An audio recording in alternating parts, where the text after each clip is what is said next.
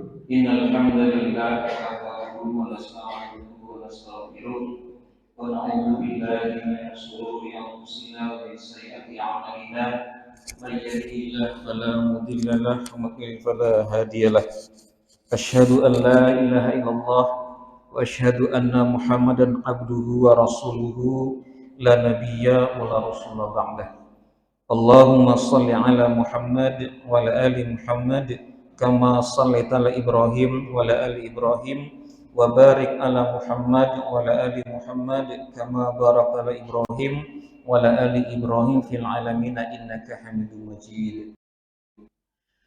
Bapak-bapak, ibu-ibu, jemaah bersalim rahimakumullah. Alhamdulillah alamin, segala pujian marilah kita aturkan kepada Subhanahu wa taala. Malam hari ini adalah pertemuan kedua ba'da Idul Fitri. Tapi tetap masih sepi. Belum normal sebagaimana biasanya.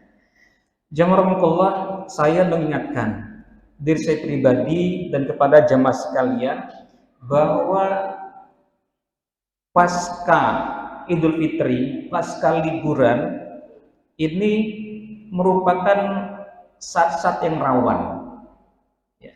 Jadi pertengahan Syawal atau mungkin nanti sampai selesai Syawal itu masa-masa yang rawan. Ketika Ramadan waktu kita dipenuhi dengan banyak amal salih, dengan salat, dengan som di siang hari, salat tarawih malam harinya, tadarus, i'tikaf, kultum, kuliah subuh. Tapi setelah Idul Fitri kita vakum, pulang kampung, mudik dan sebagainya. Kemudian ya pertemuan keluarga kita nggak taklim. Ini saat-saat yang sangat rawan. Bisa jadi nanti kebiasaan yang sudah kita bangun selama Ramadan itu buyar lagi di awal-awal atau sampai pertengahan bulan Syawal. Dan satu hal yang perlu kita ingat bersama bahwa para ulama mengatakan inna min jazail hasanah hasanatu ba'daha.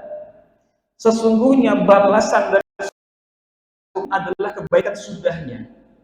Wa inna min jazais sayyi'ah sayyi'atu ba'daha. Dan balasan dari satu keburukan itu adalah keburukan sesudahnya.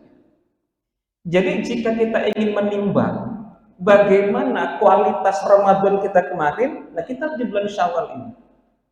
Jika seandainya Ramadan kita kemarin baik, amal-amal kita diterima oleh Subhanahu wa taala, maka di bulan Syawal ini kita tetap baik mengerjakan amal-amal itu mungkin dalam kuantitas yang berbeda.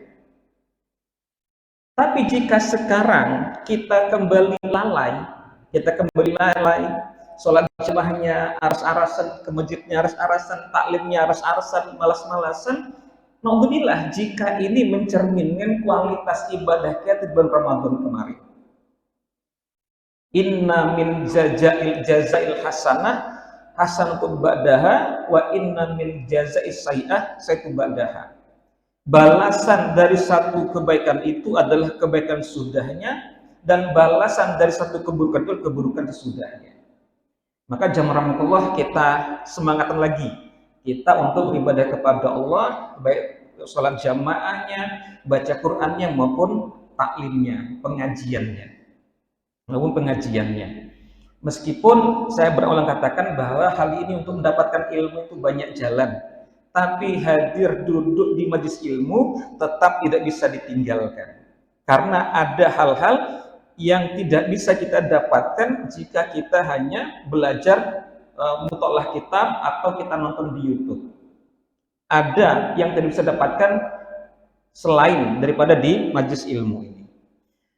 Salam salam semoga terlimpahkan kepada Nabiullah Muhammad sallallahu alaihi wasallam, kepada keluarganya, sahabatnya, tabi'in, tabi'in, dan orang-orang yang mengikuti mereka dengan baik hingga zaman. Jamaah Allah, di flyer kita buat judul pengajian kita malam hari ini adalah tanda-tanda dicabutnya hidayah. Materi ini tidak saya ambilkan dari kitab Tanbihul Ghafilin, tapi tetap menjadi peringatan bagi kita yang lalai. Jadi judulnya masih Tanbihul Ghafilin, peringatan bagi orang-orang yang lalai. Meskipun nggak ngambil dari sini, tapi materinya itu tetap menjadi peringatan bagi kita orang-orang yang lalai. Tanda-tanda dicabutnya hidayah. Jamrahullah di akhir Ramadan kemarin itu, media sosial kita digemparkan dengan satu berita. Ada selebgram putri dari tokoh nasional yang dia membuat pengumuman di Instagramnya mengatakan dia melepas jilbabnya. Ya, dia melepas jilbabnya di bulan Ramadan. Di saat kita sedang berpacu mendekati titik akhir Ramadan, ada berita seperti itu. Itu pun katanya setelah berdiskusi panjang dengan keluarganya. Dia memutuskan untuk membuka kembali auratnya yang sebelum pakai jilbab. Bukan dari awal gak pakai jilbab, sudah pakai jilbab, nah kemudian dia membuka jilbabnya dan itu diumumkan di medsosnya. Kemudian beberapa hari kemudian sudah ada gambarnya, fotonya, dia nggak pakai jilbab, rambutnya pirang. Ya. Waktu mendalik, ya semoga Allah Subhanahu Wa Taala kembali mengingatkan dia sebagai seorang muslimah, mestinya dia menutup auratnya. Kita doakan. Nah, jadi jamrahullah artinya ada orang seperti itu. Orang-orang yang sudah pas sesuai dengan syariat kemudian berubah meninggalkan syariat itu. Ada orang-orang yang tadinya rajin ke masjid, kemudian ke masjid lagi. Yang tadinya rajin sholat, nggak sholat lagi. Itu ada. Ya, itu terjadi. Dan kita tidak mau seperti itu. Kenapa? Karena hidayah itu penting. Hidayah itu artinya petunjuk. Dan petunjuk itu penting. Ya. Jamrahullah, Allah berfirman, A'udzubillahi minasyaitonir rajim. Bismillahirrahmanirrahim. May yahdillahu fahuwal muhtadi wa may yudlil faulaika humul khasirun. Barang siapa yang diberi petunjuk oleh Allah, maka dialah yang mendapat petunjuk. Dan barang siapa disesatkan oleh Allah, maka merekalah orang-orang yang rugi. Ada yang Allah beri petunjuk dan ada orang yang Allah sesatkan. Ada yang Allah beri petunjuk, ya, Allah berikan hidayah untuk taat kepadanya, tapi ada orang-orang yang Allah sesatkan. Maka di muqaddimah kita itu, ya, yang sering juga dibaca Rasul dalam setiap dalam muqaddimahnya ada kalimat may yudlil, ya, may yahdihillah fala mudhillalah. Barang siapa yang ditunjuki oleh Allah Subhanahu wa taala, barang siapa yang diberi petunjuk oleh Allah Subhanahu wa taala, ya. Barang siapa ditunjuk oleh Subhanahu wa taala, maka tidak akan ada yang mampu menyesatkannya. Wa may yudlil, dan barang siapa yang disesatkan oleh Subhanahu wa taala, fala hadiyalah, maka tidak akan ada yang mampu untuk memberinya petunjuk. Jamrahullah, ada kisah seorang mahasiswa di UIM, Universitas Islam Madinah. Dia sedang S3. Dia sedang menulis disertasinya itu membantah pikiran orang-orang ateis, orang-orang yang tidak beragama. Padahal mahasiswa ini dari Eropa, dari Swedia. Orang tuanya ateis. Dia tinggal di lingkungan masyarakat yang tidak mementingkan agama. Tapi dia dapat hidayah, bisa kuliah di Madinah sampai doktor. Kemudian dia membuat tulisan untuk membantah pemikirannya orang-orang ateis. Kalau dia di Indonesia, bapaknya kiai misalnya, 5 kali saya dengar azan, itu dimaklumi. Masih nyambung.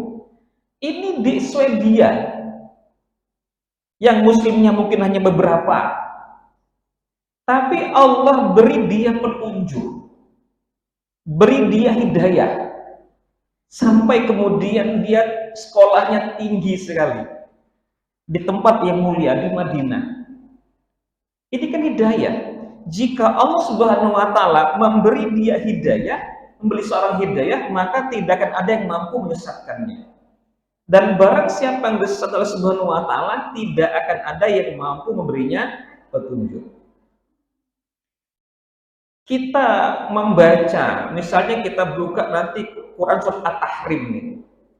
Itu ada cerita tentang keluarganya Nuh dan keluarganya Nabi Lut. Ya. Orang yang paling fasih dakwahnya itu adalah para nabi, para rasul. Nabi Nuh itu rasul ulul azmi. Ternyata dia tidak bisa memberikan hidayah kepada istri dan anaknya. Istri dan anaknya wafat dalam keadaan ingkar kepada Allah Subhanahu wa taala. Begitu juga dengan Nabi Lut. Istrinya ingkar kepada Allah Subhanahu wa taala. Kenapa? Seorang nabi saja tidak bisa memberikan hidayah taufik kepada orang lain. Allah mengatakan, "Famay yudlil fala hadiyalah." Barang siapa yang disesatkan oleh Subhanahu wa taala, maka tidak akan ada yang bisa berinya petunjuk. Allah kemudian mengatakan dalam surat Al-Kahfi yang kita baca tiap malam atau hari Jumat itu.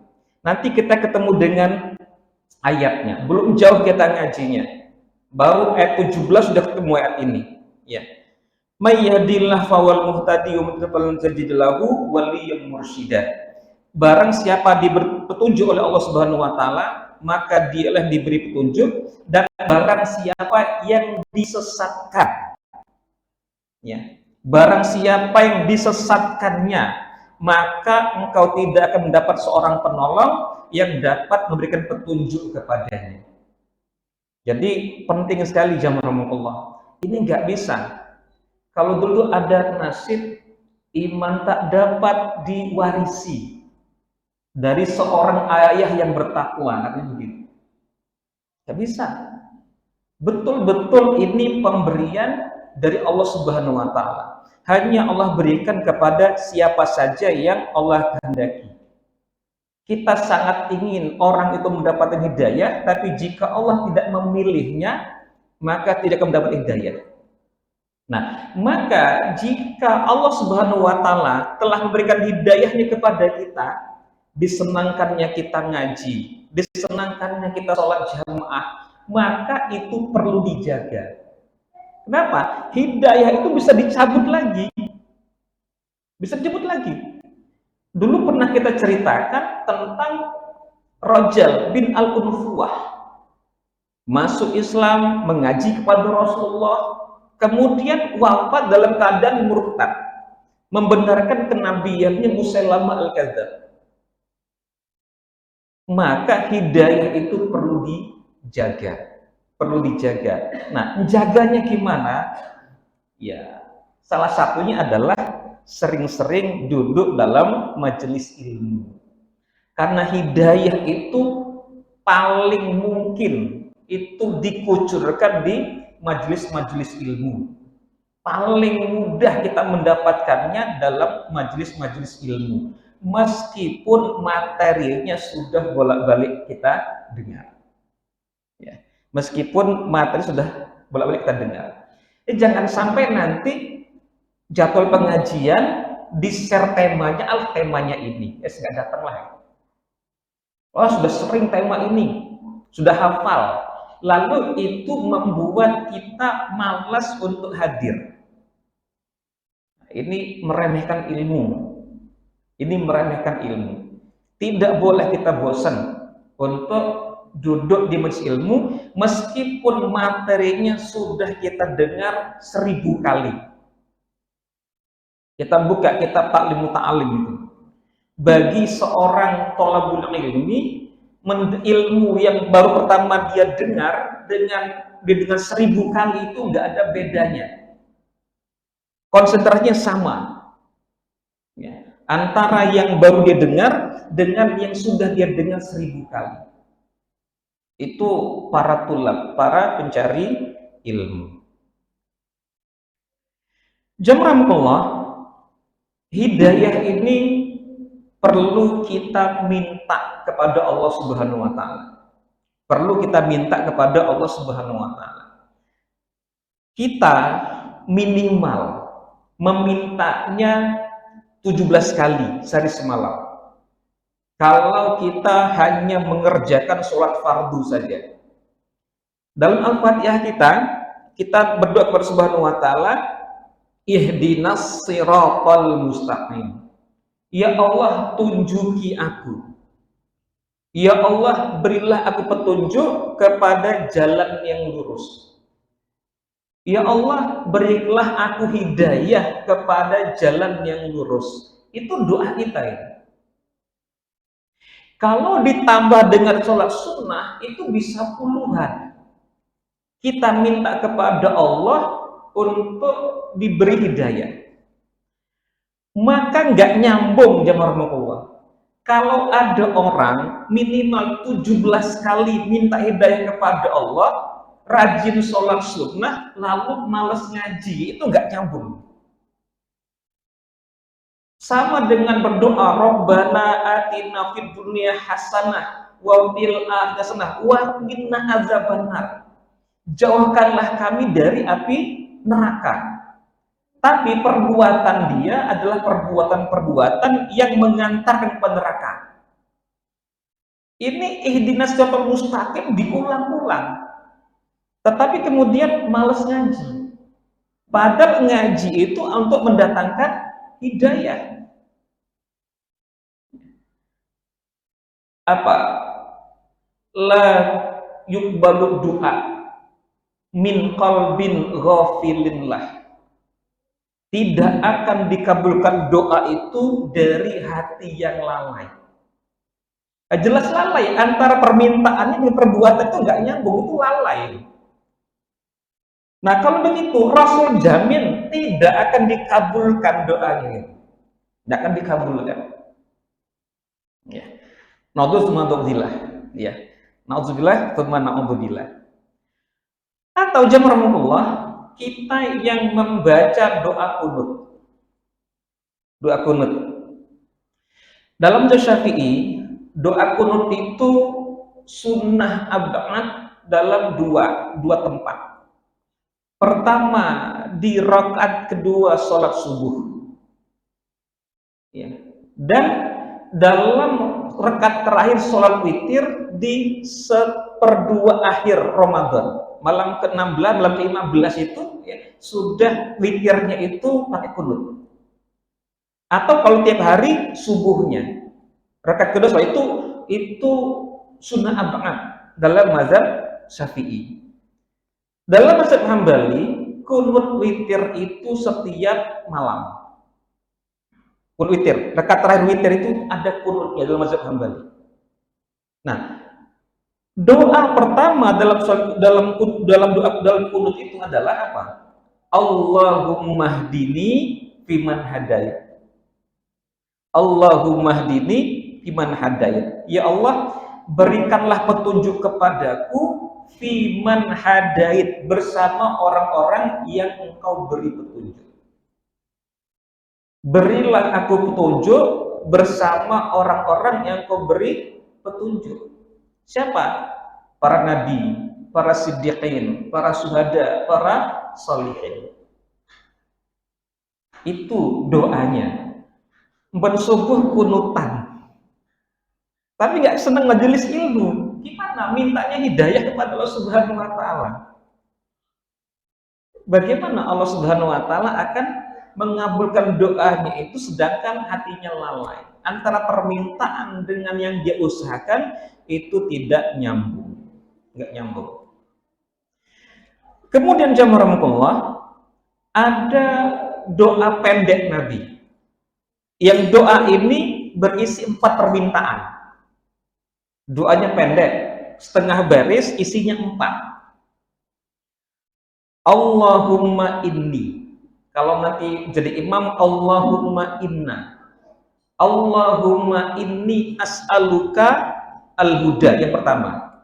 Allahumma inni as'alukal huda wal tuqa wal afaf wal ghina. 4. Nah, di antara 4 itu, yang pertama kali adalah Rasul mengajar kita doa minta hidayah, petunjuk kepada Allah Subhanahu wa Ta'ala. Minta petunjuk. Baru kemudian takwa. Baru kemudian afaf. Afaf itu kita minta kepada Allah agar dilindungi dari perbuatan maksiat. Harga diri kita itu terlindungi. Nah, baru yang terakhir itu kita minta kepada Allah itu kecukupan, kekayaan.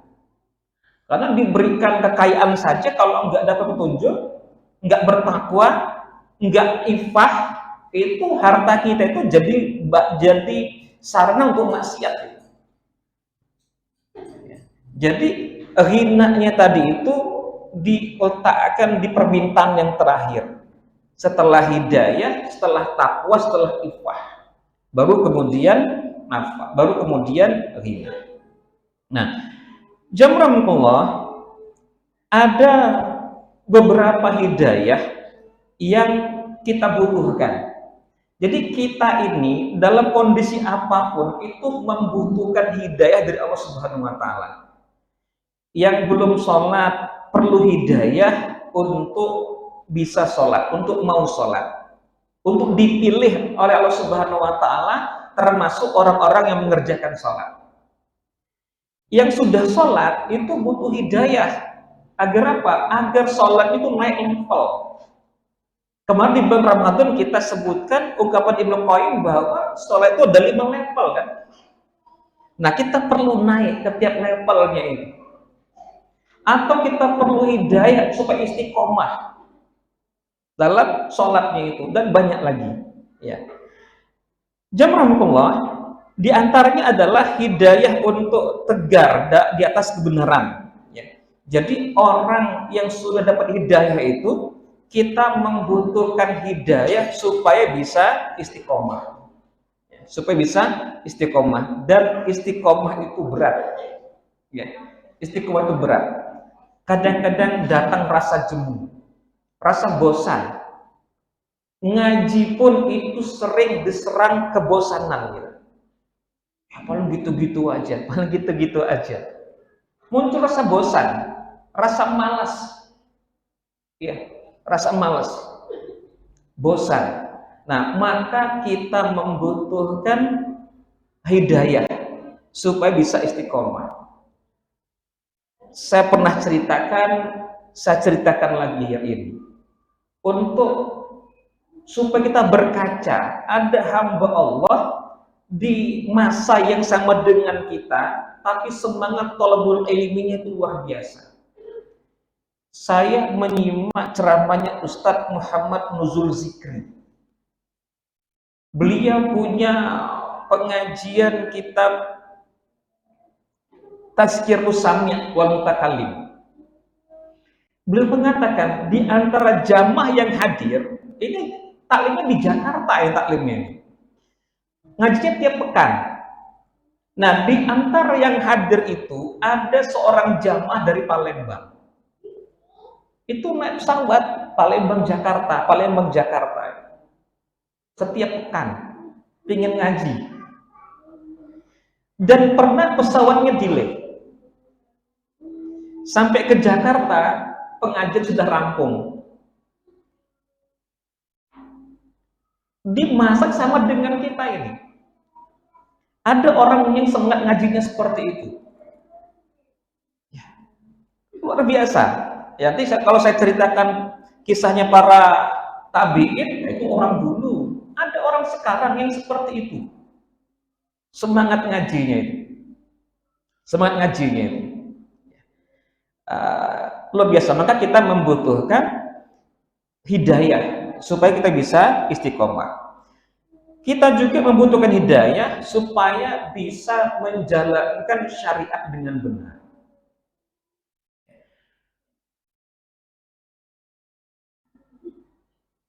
Beberapa yang lalu saya diminta untuk ngisi pengajiannya ibu-ibu Sakifah yang tadinya baru bisa Yang tadinya mereka bisa baca Quran, lalu belajar, sekarang bisa baca Quran di pengajian itu.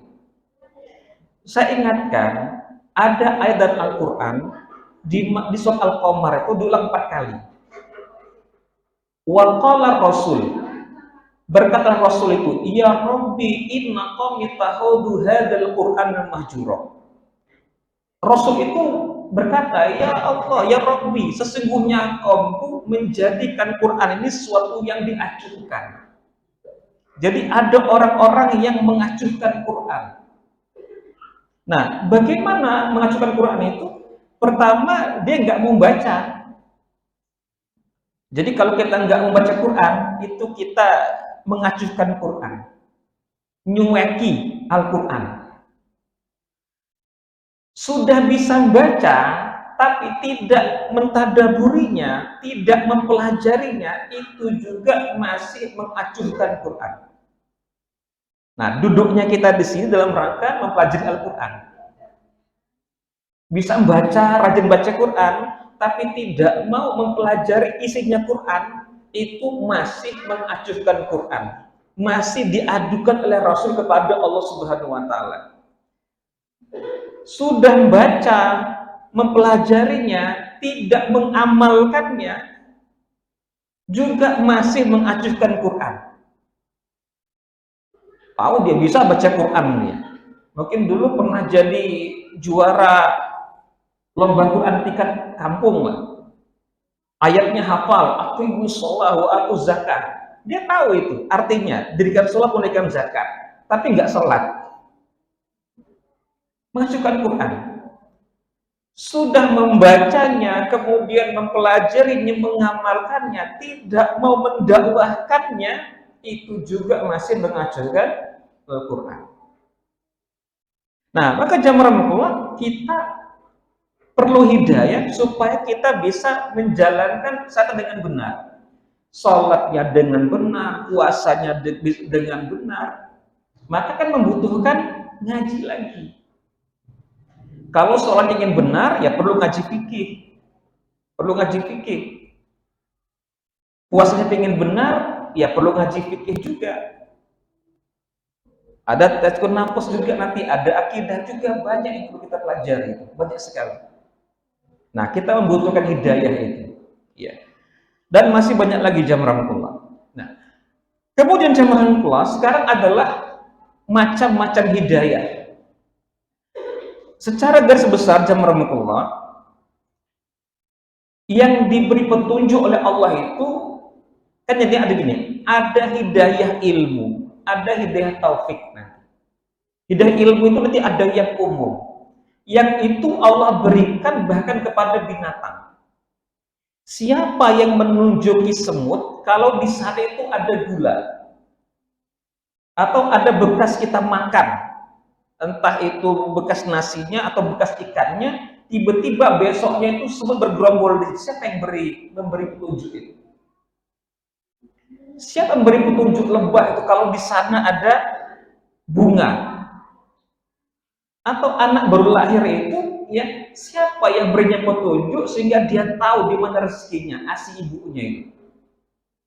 Itu Allah Subhanahu wa Ta'ala yang berikan petunjuk. Nah, Allah berfirman di surat Thaha itu, qala faman rabbukuma ya Musa. Jadi kata Fir'aun, wahai Musa dan Harun, siapa roh kalian berdua? Siapa roh kalian berdua? Qala rabbuna alladzi ata kulli syai'in khalqahu tsumma hada. Kata Musa, Rob kami itu adalah Rob yang memberikan bentuk kejadian segala sesuatu, kemudian memberinya petunjuk. Menciptakan segala sesuatu, kemudian memberinya petunjuk. Ini hidayah yang umum ini. Saya juga sebut dengan insting, dengan naluri. Itu nalurinya ayam. Nalurinya binatang-binatang itu Allah Subhanahu wa Ta'ala yang menciptakannya, Allah yang memberikannya. Ya. Nah, lalu untuk manusia itu ada hidayah ilmu, hidayah irsyad. Hidayah irsyad ini Allah berikan kepada semua orang. Dan para nabi para ulama, para kiai, ustadz, penceramah itu hanya bisa sampai pada memberikan hidayah ilmu. Jelaskan bahwa sholat berjamaah itu lebih afdol 27 kali lipat, pahalanya lebih besar 20 kali lipat daripada sholat di masjid. Kita yang mendengarnya jadi tahu ternyata hukumnya begini. Ulama menjelaskan ini begini, jadi tahu. Nah, tapi jamaah untuk sampai kepada orang itu mampu mau berjalan ke masjid lalu dia sholat, itu bukan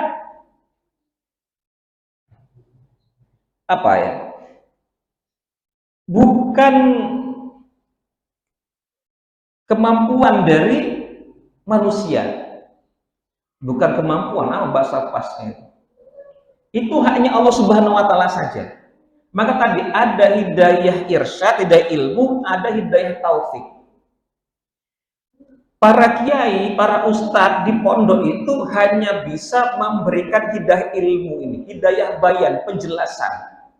Dijelas semua ilmunya ini begini, kita sudah paham semua. Nah, tapi untuk mengamalkan apa yang kita pahami itu haknya Allah Subhanahu wa Ta'ala. Berapa banyak orang sudah tahu ilmunya tapi tidak mengamalkan ilmunya karena tidak diberi hidayah, diberi rezeki, dipilih oleh Allah Subhanahu wa Ta'ala. Yang paling gampang kita katakan, kewajiban sholat 5 waktu itu maklum bid-darurah.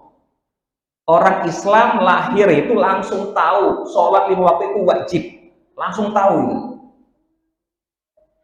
Tapi kemudian berapa ya sholat? Kalau informasi yang kita dapatkan dari Dr. Fahmi Zarkasi dalam kitab beliau itu Al-Minhaj itu dikatakan bahwa hanya yang tidak sholat itu mencapai 65% kaum muslimin di Indonesia ini. Yang nggak sholat itu 65%. Jadi yang sholat dengan yang nggak sholat itu lebih banyak yang nggak sholat. Padahal semuanya yang sholat dan nggak sholat tahu semua kalau 5 waktu itu fardu, tiang agama rukun Islam. Lalu kenapa 65 ini nggak sholat? Ya karena tidak diberi hidayah oleh Allah Subhanahu wa Ta'ala. Kenapa nggak diberi hidayah? Nggak minta. Yang minta saja nggak dikasih, ada yang nggak diberi, apalagi nggak minta sama sekali. Ya. Tadi yang paham kalau puasa Ramadan itu wajib, itu tahu semua ya. Tapi coba kita masuk, jangan-jangan tiap rumah itu ada yang nggak puasanya. Ya. Kenapa? Hidayah taufik. Syekh Abdul Majid Az-Zindani, beliau itu rektor Universitas Al-Iman di Yaman. Kemudian diserang oleh Syiah, kampusnya tutup. Ya. Beliau harus lari ke Saudi. Di Saudi nggak tahu dia bahkan 10 tahun nggak ada kabarnya. Beberapa hari kemarin itu dapat kabar beliau wafat di Turki. Beliau itu nulis buku bagus. Judulnya Al-Iman, Syekh Abdul Majid Az-Zindani. Ada yang mengatakan Az-Zandani. Ini bisa di googling nanti. Syekh Abdul Majid Az-Zindani nulis kitab Al-Iman. Nah, di kitab Al-Iman itu beliau menggambarkan tentang hidayah ilmu dan hidayah taufik tadi itu. Bagaimana begini?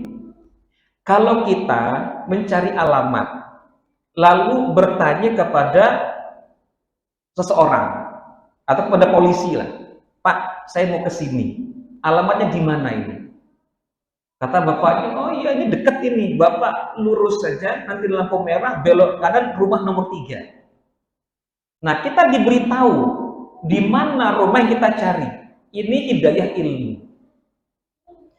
Tapi jika Pak polisi mengatakan Sudah Pak, rumahnya ini Bapak lurus, nanti lampu merah, ya belok kanan rumah nomor 3. Nah, kemudian sudah saya antar saja. Dinaikkan ke mobilnya, dibonceng, diantar sampai ke rumah. Nah, itu hidayah taufik. Nah, kita sudah tahu kewajiban-kewajiban kita, lalu Allah antar kita untuk bisa melakukannya. Kalau sekadar tadi hadir di pengajian, lalu tahu kewajiban-kewajiban itu, larangan itu, nah, berarti kita sudah mendapat hidayah ilmu, hidayah irsyad. Nah, tapi kalau kemudian Allah Subhanahu wa Ta'ala pilih kita untuk bisa melaksanakannya, berarti kita sudah mendapatkan hidayah taufik. Hidayah ilmu Allah berikan kepada siapa saja, hidayah taufik itu hanya Allah berikan kepada orang-orang yang dipilih oleh Allah Subhanahu wa Ta'ala. Enggak semuanya. Ya. Tadi 65% kaum muslimin yang enggak sholat itu belum diberi hidayah oleh Allah Subhanahu wa Ta'ala. Maka kita tetap ngajak mereka, kita mintakan kepada Allah agar mereka dapat hidayah mau mengerjakan sholat, mau beribadah kepada Allah Subhanahu wa Ta'ala. Itu hidayah irsyad dan hidayah taufik. Ya. Jamaahullah, kemudian kita akan bahas ya apa yang akan didapatkan oleh kebaikan, apa yang akan terperoleh jika kita mendapat hidayah. Sekaligus nanti ini tanda kalau hidayah itu dicabut. Jadi orang yang mendapat hidayah itu akan seperti apa dia? Pertama, dia akan lapang dada menerima aturan Islam, menerima syariat. Lapang dia. Suruh syahadat enteng, suruh sholat enteng, suruh puasa enteng, zakat enteng. Kalau dia punya uang, maka haji pun enteng. Jadi ketika dia mengaji, ketika dia nyimak YouTube, lalu dapat ilmu tentang syariat, dadanya lapang menerima itu. Lapang menerimanya. Nah, inilah katakan, "Famay yuridillahu ayyahdiyahu." Barang siapa yang Allah menghendakinya mendapatkan hidayah, yashrah sadrahu lil Islam, maka Allah akan melapangkan dadanya untuk menerima Islam. Jadi orang yang Allah beri hidayah itu, Allah akan lapangkan dadanya untuk menerima Islam. Ya. Kemudian wa yurid ayyudillahu, barang siapa yang Allah menghendaki menyesatkannya, ya, yaj'al sadrahu dhayiqan harajan ka'annama yas'adu fis sama, maka Allah akan menjadikan dadanya itu sempit, sesak, seakan-akan dia sedang mendaki ke langit. Jadi kalau orang dapat hidayah, dia ngerti syariat Islam ini, maka dia nerima dengan lapang. Meskipun dia belum mampu melakukannya, tapi nerima dulu dia. Iya Pak, emang begitu aturannya.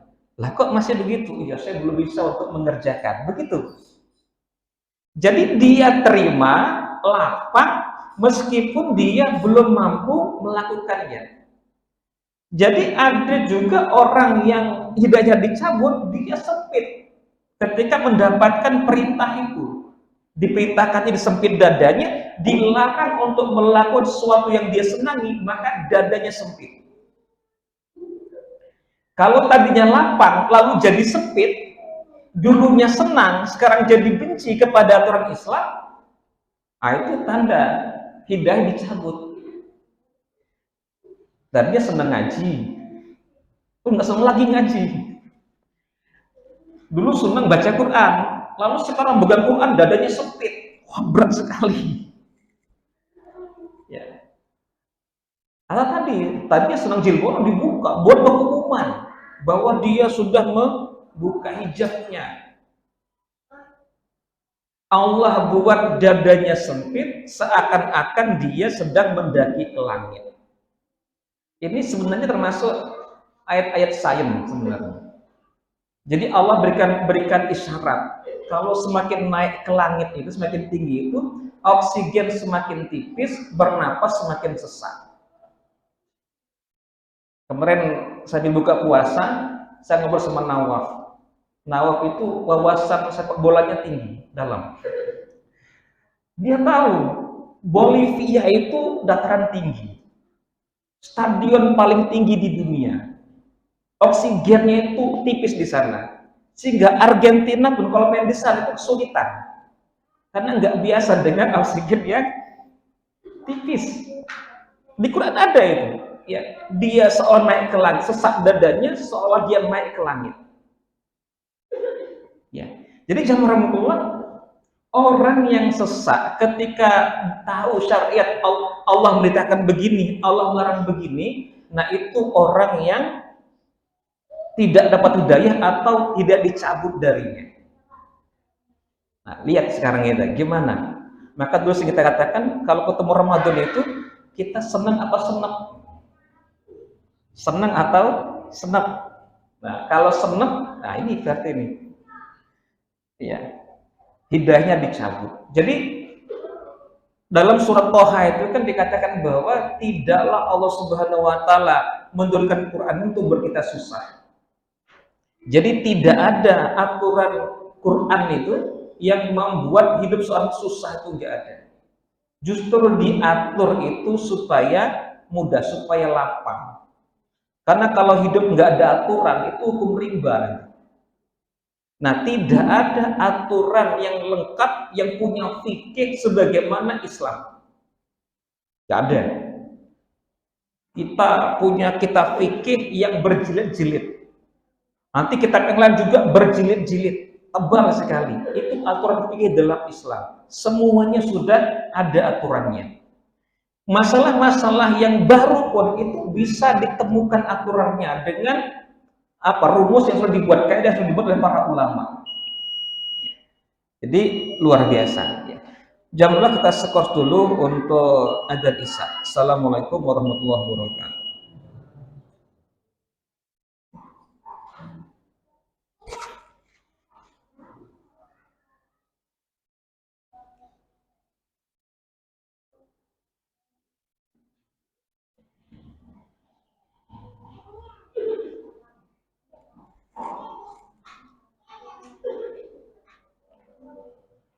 Allahu Akbar,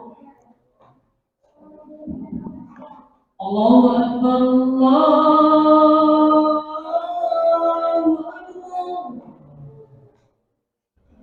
Allahu Akbar.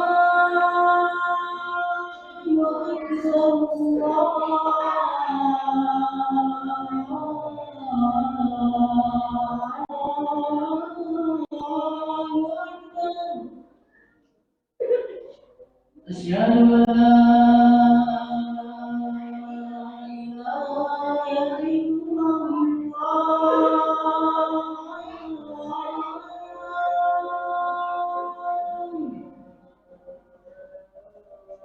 Asyhadu an la ilaha illallah.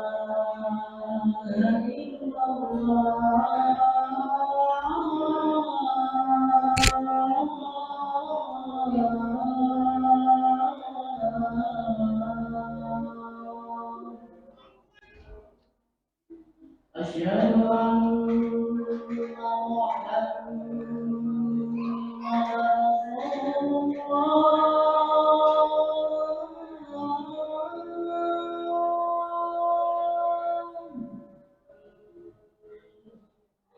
Asyhadu anna Muhammadan Rasulullah. Sosialisasi ya, pendidikan sampai nanti ya apa ya.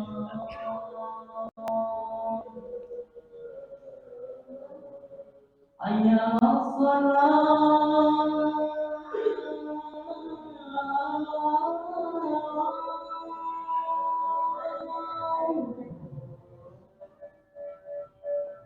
Hayya 'alas shalah.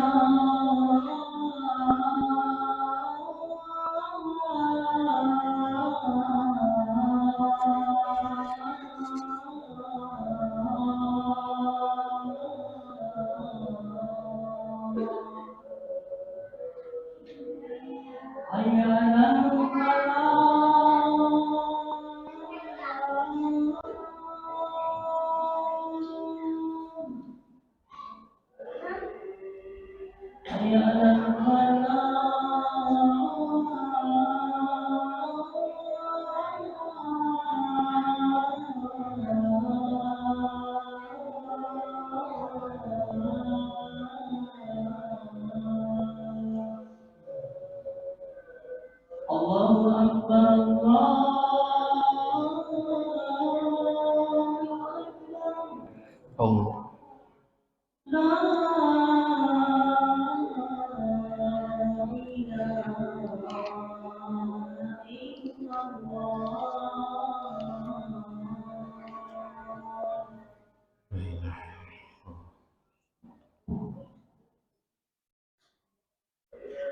Assalamualaikum warahmatullahi wabarakatuh.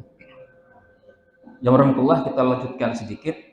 Jadi orang yang mendapat hidayah, maka mereka akan mudah untuk menerima syariat, dadanya lapang.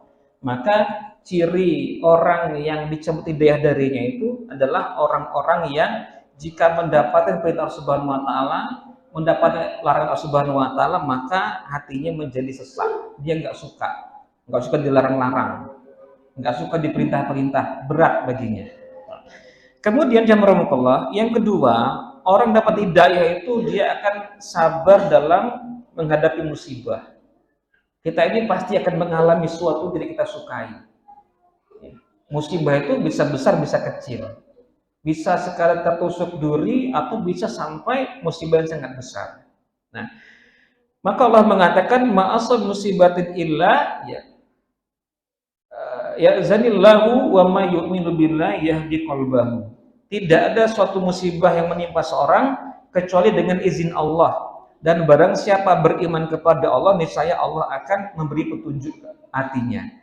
Barang siapa beriman kepada Allah niscaya Allah akan memberi petunjuk kepada hatinya. Jadi dia paham dulu, tidak mungkin musibah itu akan sampai kepada kita tanpa izin Allah. Dia sadari itu. Nah, kalau sudah begitu nanti Allah beri petunjuk kepada hatinya. Kemudian jazakumullah, yang ketiga, orang yang, jadi kalau orang yang nggak sabar dengan musibah itu berarti orang nggak dapat hidayah atau orang yang tercerabut hidayah darinya. Yang ketiga, merasa bersalah jika melakukan kemungkaran, melanggar syariat, nggak sholat, nggak bangun subuh misalnya. Mungkin ada yang anggap bangun subuh itu biasa sekali, nggak ada masalah, seperti maksiat yang kecil saja. Padahal itu maksiat yang sangat besar, ya. Maksiat yang sangat besar. Jadi anak kita nggak bangun subuh itu kita anggap biasa. Allah nggak subuh nggak apa-apa, aja begitu saja. Padahal naudzubillah itu besar sekali. Terus saya mengatakan nggak bisa, kita tidak bisa memaafkan anak kita nggak bangun subuh, nggak bisa dimaafkan ya. Kenapa? Kita nggak berhak maafkan karena maksiatnya kepada Allah Subhanahu Wa Taala. Kalau dia mencuri uang kita bisa maafkan karena salahnya sama kita. Tapi meninggalkan sholat itu dosanya kepada Allah Subhanahu Wa Taala. Kemarin kita belajar 100 permasalahan sekitar puasa. Ada pembahasan bahwa kalau anak itu sudah umur 7 tahun, maka orang tuanya wajib memerintahkan dia berpuasa. Meskipun dia belum wajib puasa. Anak kita itu baru wajib puasa kalau dia sudah baligh. Tapi kalau umur 7 tahun, kita orang tuanya wajib untuk memerintahkannya, meskipun mereka belum puasa. Nah, dari kesimpulan itu, dari perintah sholat, kalau anak kita sudah umur 7 tahun, maka perintahkan dia untuk sholat. 10 tahun belum sholat, maka boleh dipukul. Jadi umur 7 tahun itu, anak itu belum wajib sholat. Tapi kita orang tuanya sudah wajib untuk memerintahkan sholat. Itu masalah yang besar. Nah, kecuali kalau sudah kita perintahkan, kemudian mereka nggak mau, ya itu urusan lain. Tapi kitanya dulu, ya, kitanya dulu. Nah, atau kitanya yang ketinggalan satu ladang amal salih, maka kita merasa menyesal. Kita melakukan kemungkaran, kita merasa ada penyesalan di sana. Kenapa saya melakukannya? Kenapa saya melakukannya? Ini panjang tapi kita ringkas karena ada satu kalimat yang sangat bagus nanti yang disampaikan oleh Imam Ibnu Qayyim. Jadi orang dapat hidayah itu kalau dia melakukan kemaksiatan maka dia akan merasa bersalah. atau kalau dia tertinggal satu amal solih, maka dia pun akan merasa bersalah. Jadi kebalikannya, kalau melakukan maksiat enjoy, tertinggal satu amal soleh, dia biasa saja, nggak merasa getun. Ini tanda juga tidak dapat hidayah atau tercerabut hidayah. Jadi kalau dulu dia tertinggal amal soleh itu merasa rugi, tapi kemudian sekarang biasa saja, ya tertinggal amal soleh, nah ini tanda bahwa hidayah itu mulai jauh dari Subhanahu wa Ta'ala. Jamrahullah ada kalimat begini dari Imam Ibnu Qayyim al-Jauziyah, wallahi lau annal qalba salimatun. Beliau sampai bersumpah, wallahi demi Allah, seandainya hati seorang itu bersih, seandainya hati seorang itu bersih, lataqatta'at asafan minal hirman, maka dia akan merasa tercabik-cabik sedih karena terhalangi dari kebaikan. Kalimatnya tercabik-cabik karena sedih, karena terhalang satu kebaikan. Kalau hatinya bersih. Tapi kalau terhalang satu kebaikan, kemudian nyantai saja, nah itu kebalikannya. Ada apa? Ada apa dengan dirimu? Ada apa dengan diri kita? Kalau sampai tertinggal sholat subuh, tertinggal pengajian, tertinggal majelis, tertinggal yang lain-lain, biasa saja, tidak merasa sedih. Nah, maka itu menunjukkan bahwa kita tercerabut dari hidayah yang Allah Subhanahu wa Ta'ala berikan. Ya. Satu lagi jamrahullah, karena ini akan kita alami semuanya, bahwa orang yang mendapat hidayah itu dia akan rajin beribadah di penghujung umurnya.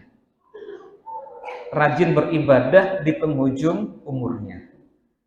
Saya bukan paling sepuh di sini, tapi sudah kepala 4. Sudah kepala 4. Sudah mulai sering nanya-nanya, kalau ini obatnya apa? Kalau ini obatnya apa? Ya. Rambut sudah mulai ada yang putih satu persatu. Nah, jika orang itu semakin bertambah usianya, lalu dia semakin taat kepada Allah, itu dapat hidayah. Semakin rajin beribadah kepada Allah Subhanahu wa Ta'ala. Ya bukan berarti yang lebih muda itu akan lebih lama meninggalnya, bisa jadi dia lebih cepat juga. Tapi kan kalau yang sudah sepuh ini kan sudah ya semakin tua itu kan akan semakin dekat dengan kematiannya. Nah, jadi kalau sudah sepuh kemudian semakin digiring oleh Subhanahu wa Ta'ala untuk taat kepada Allah, itu dia dapat hidayah. Dan kita masih menjumpai orang-orang dari 50, 60, bahkan 70 itu belum juga mau datang kepada Allah Subhanahu wa Ta'ala. Kita masih jumpai. Masih belum sholat. Atau dulu pernah rajin di masa mudanya, kemudian di masa sudah mendekati ajal begini malah dia nggak sholat. Ada juga.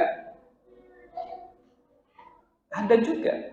Dulu sempat rajin, tapi di masa sudah bertambah usia ini malah dia semakin meninggalkan amal solehnya itu. Nanti kita lihat ini, ketika usia semakin bertambah ini, apa yang kita lakukan? Semakin mendekat kepada Allah atau kita justru semakin lupa, lalai kepada Allah Subhanahu wa Ta'ala. Jamrahullah, mungkin ini saja yang bisa disampaikan dulu mengisi waktu kita taklim malam Selasa ini. Mudah-mudahan ini bisa mengingatkan kelalaian kita di rentang waktu dari Idul Fitri sampai pada taklim kita dimulai rutin kembali ini. Ya. Kalau misalnya setelah ini ada pengumuman dari Ketua Yayasan, saya iri. Assalamualaikum warahmatullahi wabarakatuh.